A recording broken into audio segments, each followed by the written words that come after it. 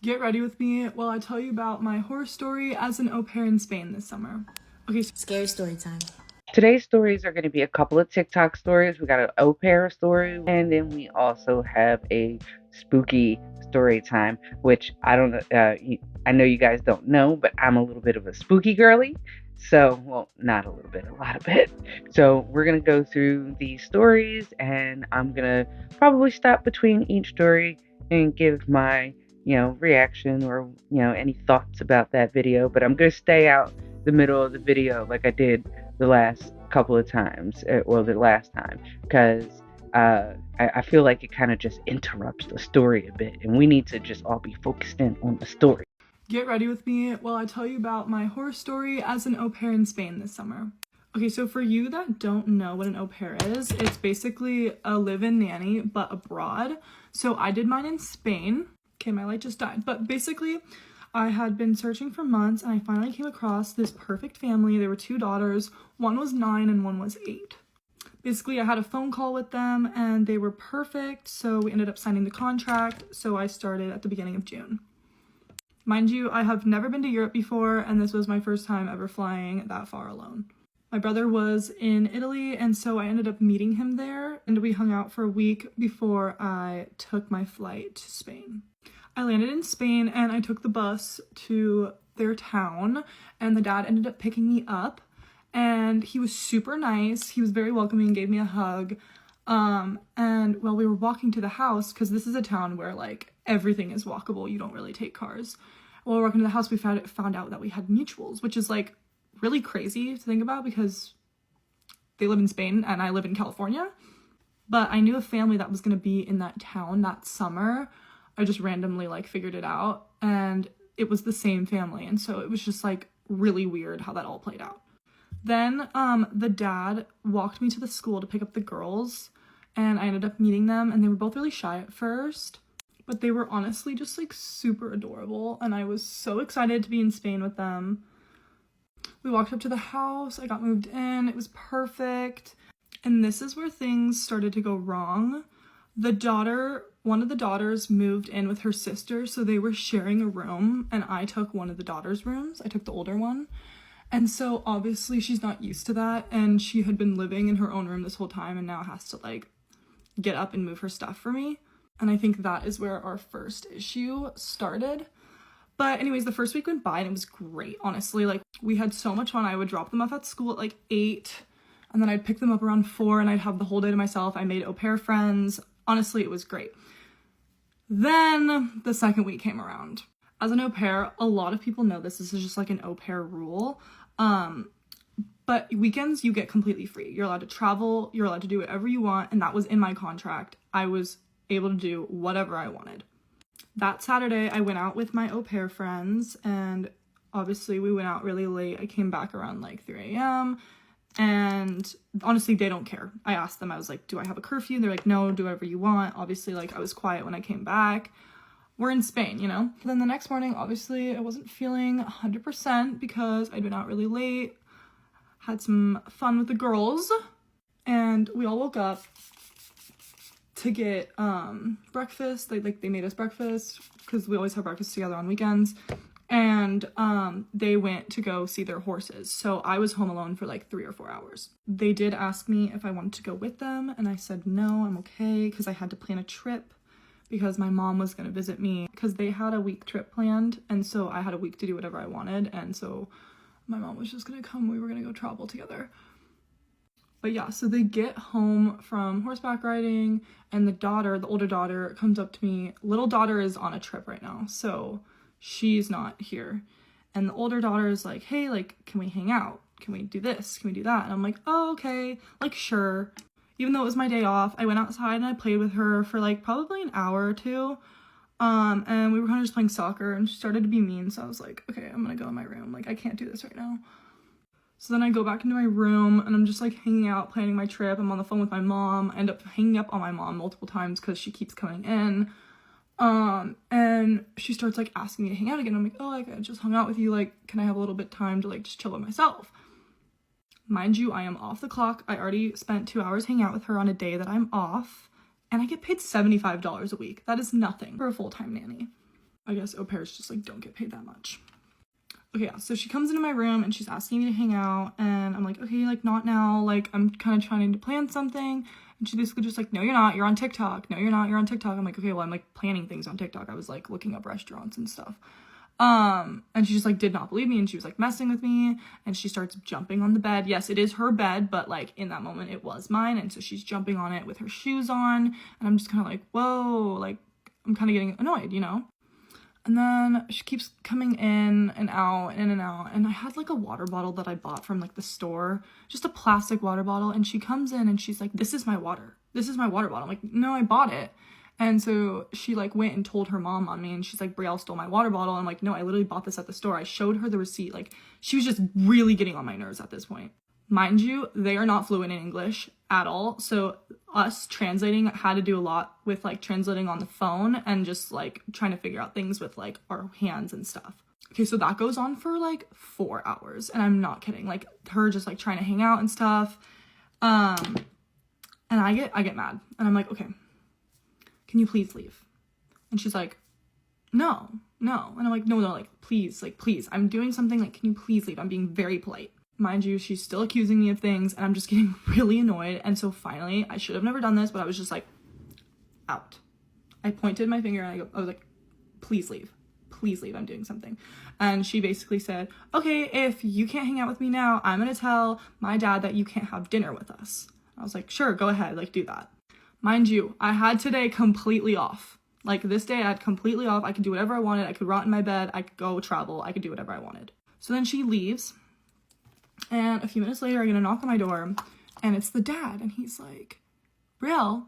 And I was like, oh, hi. And I open the door, and he lays it on me.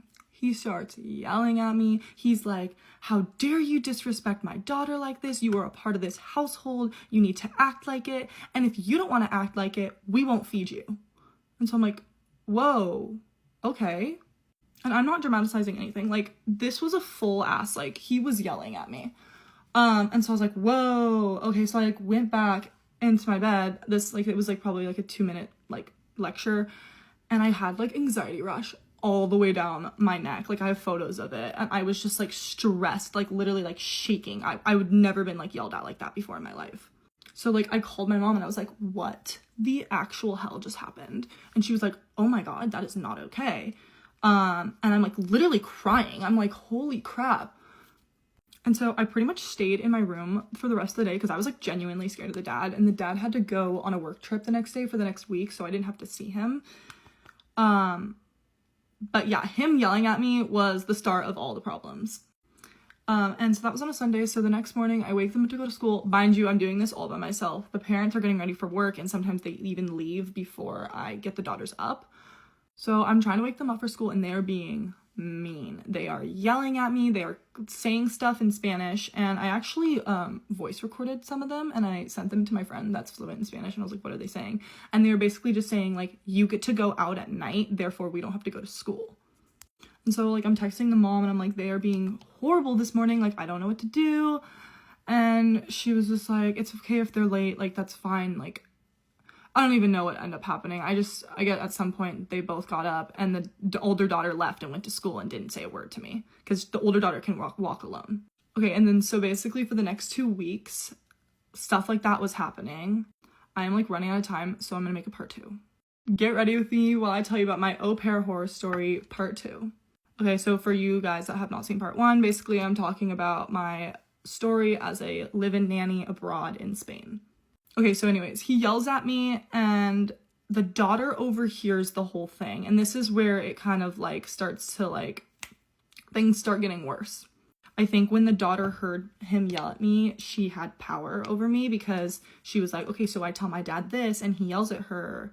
Basically, I'm in control. And so basically, all of my authority went out the window.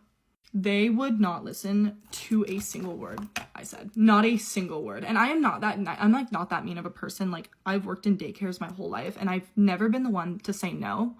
And so there were certain things that were like, no, let's not do that. Like no sugar after school, which is that was their parents' rule. And they're like, no, our parents let us have sugar. And I'm like, actually, like, no, they don't.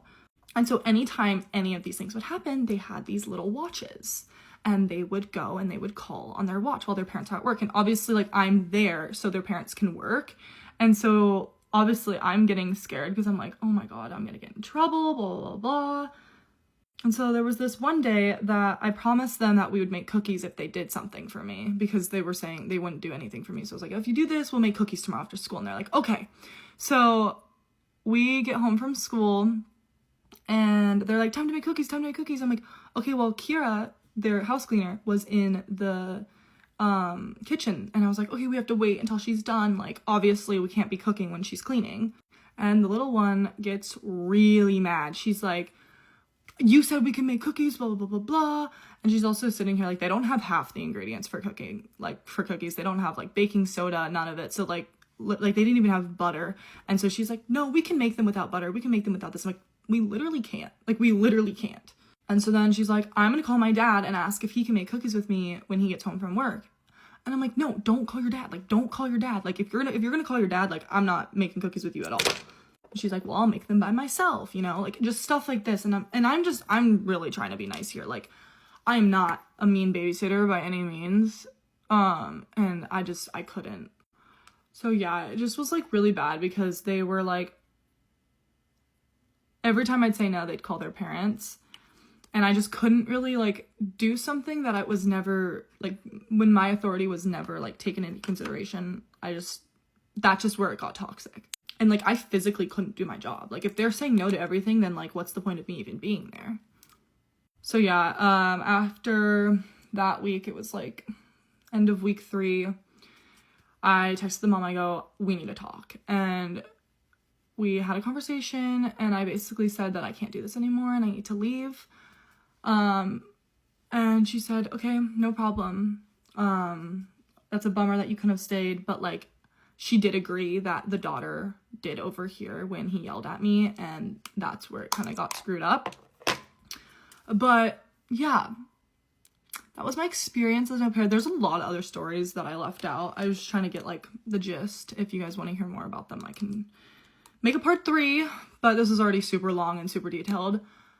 So yeah, moral of the story is when you're gonna be an au pair, and if you are ever to be an au pair, really make sure that the family is like a good family, because mine was a great family. It's just there was just things that happened along the way and got screwed up. And honestly, if the dad never yelled at me, I don't think the daughter would have ever reacted the way she did.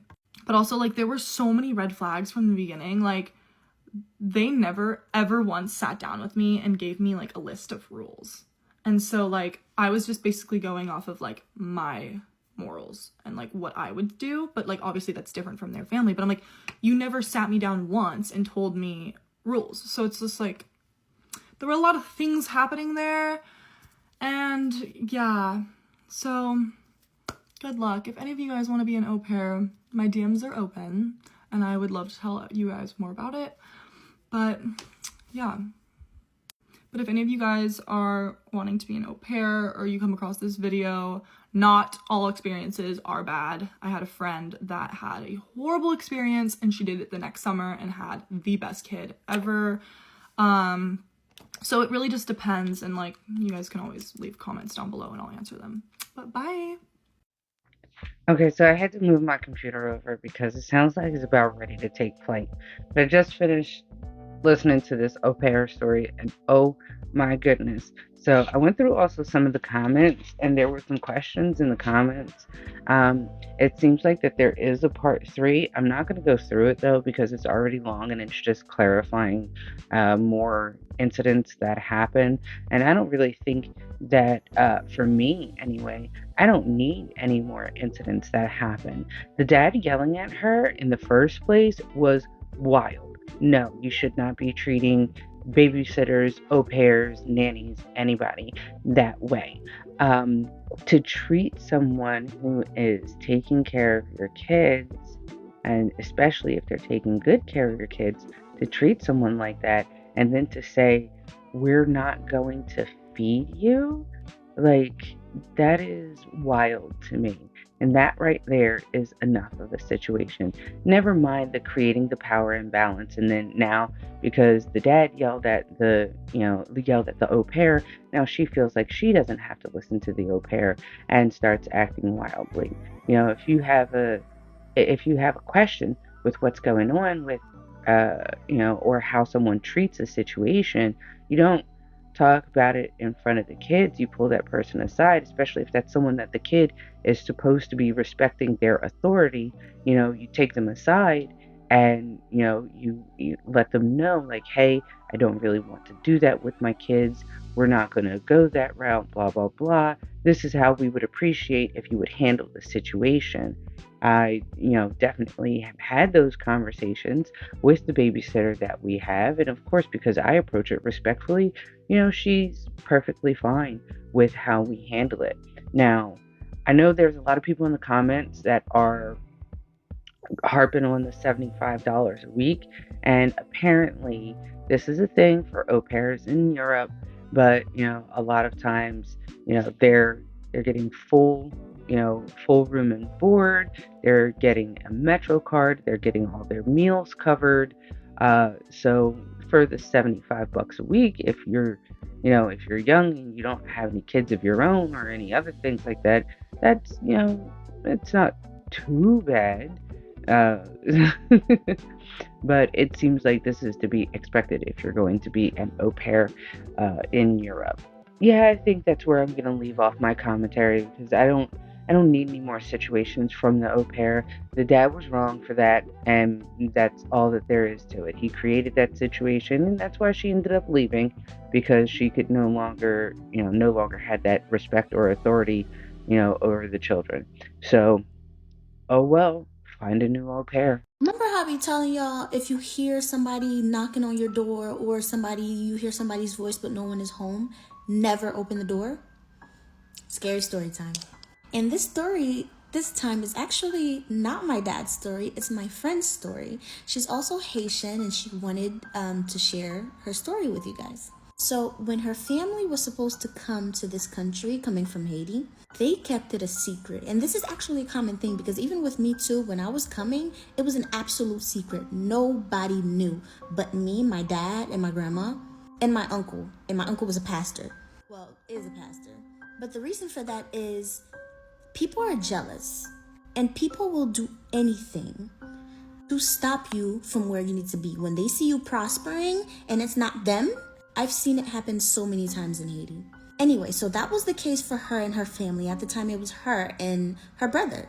And when I tell y'all, it was an absolute secret. Nobody knew they were coming to America but the people living in their house. It was literally top secret, which is why it was shocking to her mom when she got a phone call from a church member. Mind y'all, they weren't even that close. Like that church member, it's not like they were like best friends. It was just somebody they went to church with, and she actually lived very far too. Now, there was this lady that they knew, that everybody knew was a lugau. But it wasn't their business, you feel me? Like that's the lady's problem. That's her, she do her. Anyway, so the mom gets a phone call from the church member, and the church member tells her mom, I had a dream and I know that you guys are leaving. You guys are going to America, but so-and-so, the lady that's a lugau, does not like that. And she has something planned for y'all so that it does not happen. Mind y'all, they don't even know how the lugau lady found out that they're leaving. But I mean, lugau. The church member tells her from her dream that she was told to tell her mom these instructions. First one is, of course, make sure that nobody else finds out. The second one was there was this uniform they used to wear to church for Saturday services. She tells them to keep that uniform and all of their clothes that they're going to wear until the day that they leave, and make sure that nobody touches those clothes. And the last thing that she told her to do was that the car that was supposed to transport them to the airport, change it. Absolutely change it. So they did all of that. They prayed, they followed directions and stuff like that, and everything worked out well. They got here thinking it was over, but whoo, was it far from over. So in the last part, I almost forgot to tell you guys that part of the directions that they were supposed to follow is to the kids, like not just the kids, but everybody that was leaving was not allowed to leave the house at all until they left, because of what the Lugao lady was planning, which is called an exposition. And my friend didn't know how to translate it, and I also don't know how to translate it. So if you're Haitian and you know how to translate it in English, please comment. Now, before we completely fast forward until when they got here, let's backtrack just a little bit. So a month before they came, my friend's mom had a dream, and it was basically like the house that they were gonna live in. It was somebody showing her around the house and showing her the neighborhood. Okay, now fast forward. They get here. And when they get here, exactly what her mom saw in that dream a month before is exactly how the house looked with everything that she was being shown. So she starts like telling the kids, so the upstairs is gonna be here, there's a store around the corner, there's this and there's that. And my friend is like, how do you know all that? This is our first time here. So anyway, they settle in or whatever. But little did they know that the lady, the church member lady, has been trying to get in contact with them. Now, remember when I told y'all they weren't even close like that, so the lady didn't really have their number when they got here? So this lady is trying really bad to get in contact with them because something else came up. So it takes her a good couple of weeks until she finds a number and finally reaches my mom's friend again. So she calls her and she tells her she has had another dream. And this time, this dream is telling her that the person found out that they got here and they're really not happy about it now. And now she's like, oh, y'all think this is over? It's far from over. We're gonna get you from over there.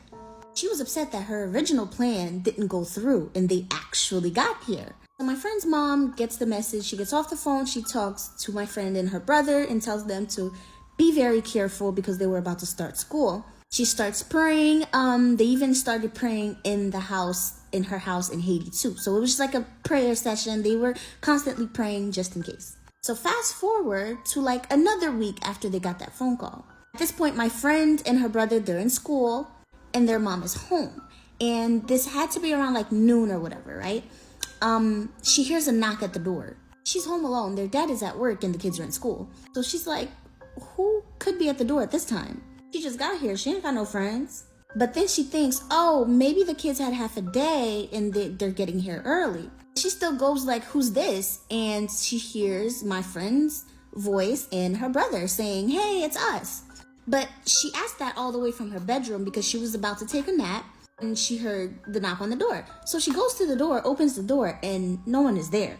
So her being tired, she's like, oh, well, maybe they went to the store. They'll be right back. So she closes the door and doesn't lock it, just in case the kids were coming back.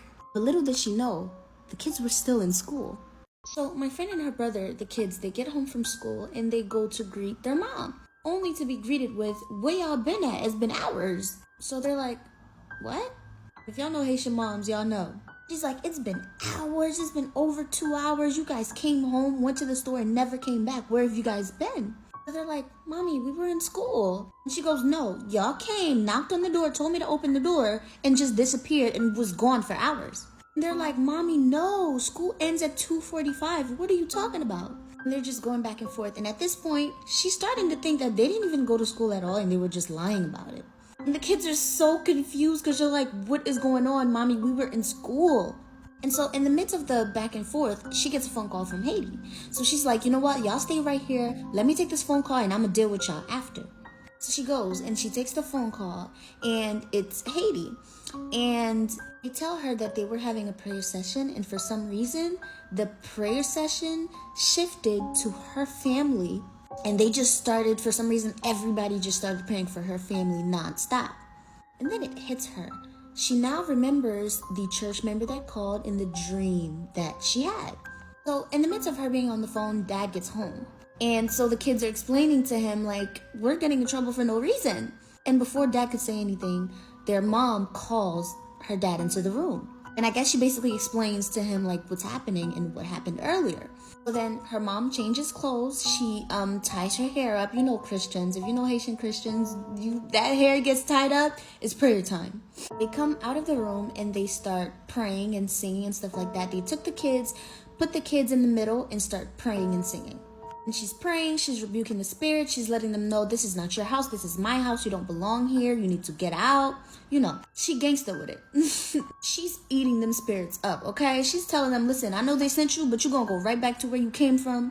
Because you cannot touch me and my husband, you for sure cannot touch my children. I told y'all multiple times, that's the attitude you need to have whenever you feel like there's something around.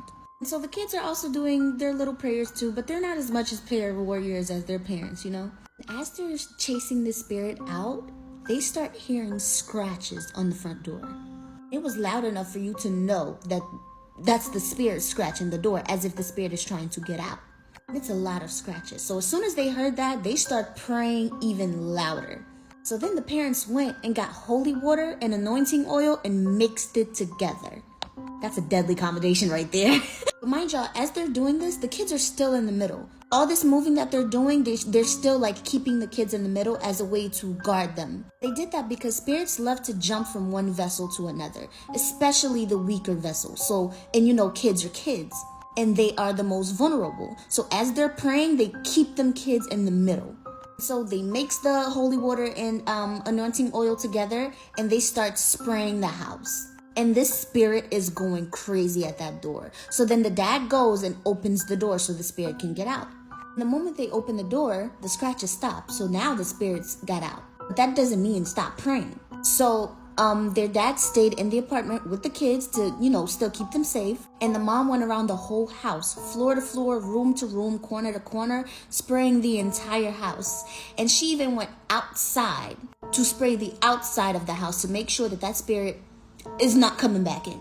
And they prayed and prayed and prayed over the children, prayed over the house, and that spirit left and never came back. And that lady that was trying to get them so bad, once again, failed. And after that, they never really had problems anymore. She did say she has some other short stories that she would like to tell me to tell y'all. But as far as that case, that was done with. Now, I know a lot of you guys aren't religious, but in my personal opinion, sometimes certain things, only prayer can deliver you from it. That's just me though. But that just goes to say, when you're hearing voices and you're hearing knocks and stuff like that, you have to make sure, look through the peephole, look through the window, don't open that door. Now, her mom did that because she was gangster. She didn't really like, you know, she was like, she knew about this kind of stuff. And she was also sleepy too, so she wasn't really thinking. But thank God she was a prayer warrior, because that could have went left real bad. Ooh, I got chills. This story was like so spooky. And first of all, jealousy is a wild thing that will make people do some wild stuff. Like, you're just jealous that someone is trying to make a better situation of their life. Like, come on, man. Don't be like that. Just, make your life better. If you put the same energy into making your life better as you did and try to hating on other people, you probably see some type of improvement. But the whole with the doors knocking and the scratching and the prayer and stuff like that. Now, I'm gonna let you know, my family is a bunch of prayer warriors. I may have some different views, but the rest of my family are very not fundamentalist Christians, but they are some prayer warriors. Um, and I'm not going to say that prayer doesn't work.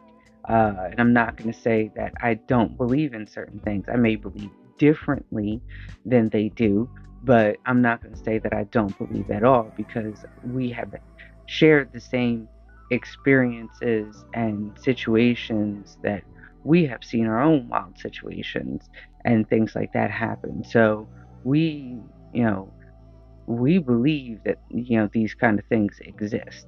Um, and for people to say that that it doesn't exist, to me that's just like, okay, well, we don't even know 100% of, like, what's going on in the ocean, let alone what's going on for the full entirety of Earth.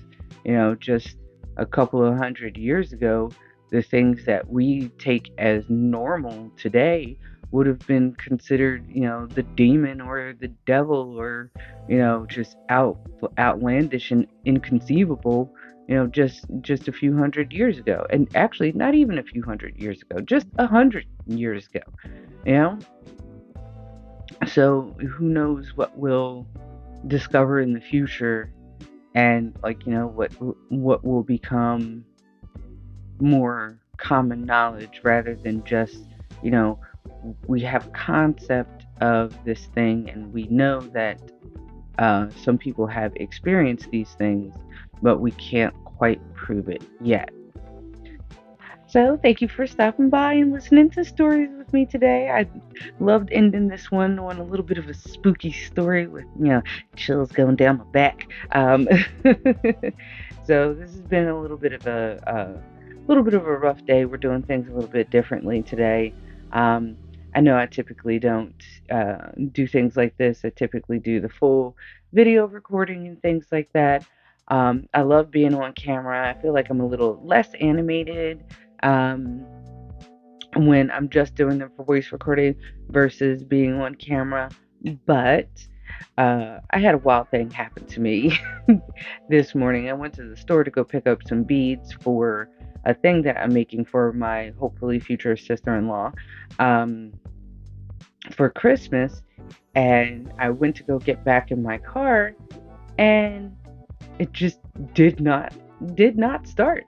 So I had to call my sister, and then and then she gave me a jump, and then I went over to the AutoZone, which bless these people, or they actually just this guy at AutoZone. Well, not all the people, but still, this guy really helped me out.